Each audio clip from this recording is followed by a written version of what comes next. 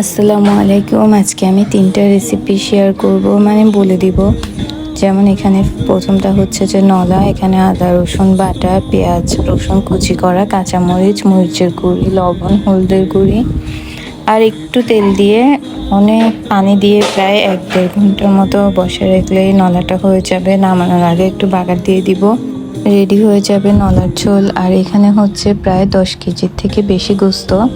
এখানে আমি দিয়ে দিয়েছি পোস্তর দানা বাটা, কাজু বাদাম কাঠবাদাম বাটা, সরিষা বাটা, আদা বাটা, রসুন বাটা, তারপর পেঁয়াজ কুচি করে দিয়েছি আর দিয়েছি টমেটো। এখানে সরিষার তেল দিয়ে এখন ভালো করে মেখে নিচ্ছি।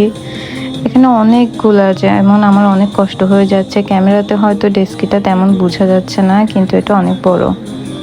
তো এগুলা অনেক ভালো করে মেখে নেওয়ার পর তারপর 1 ঘন্টা রেখে তারপর চুলায় বসায় দিব। আমি জানতাম না যে মেজবানির মতো করে রান্না করলে এত বেশি কষ্ট হয়ে যাবে, তাহলে হয়তো অন্যরকম করে রান্নাটা করে ফেলতাম। যাই হোক, রান্নাটা কষ্ট হলেও অনেক বেশি মজা হয়েছে।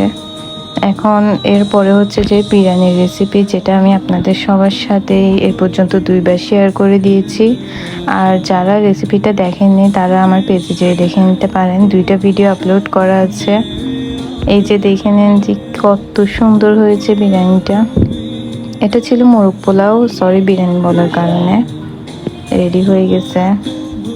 আজকে 3টা রেসিপি ফুল ভিডিও নিতে পারিনি, কারণ অনেক বেশি ঝামেলায় ছিলাম। গোস্ত আর নলার লাস্ট লুক যেটা ছিল সেটাও ভিডিও করতে পারিনি, বাসার মধ্যে অনেক বেশি ঝামেলা ছিল, কিন্তু এটা একটু করা হয়েছে, তাই ভালো করে দেখে নেন। আল্লাহ হাফেজ।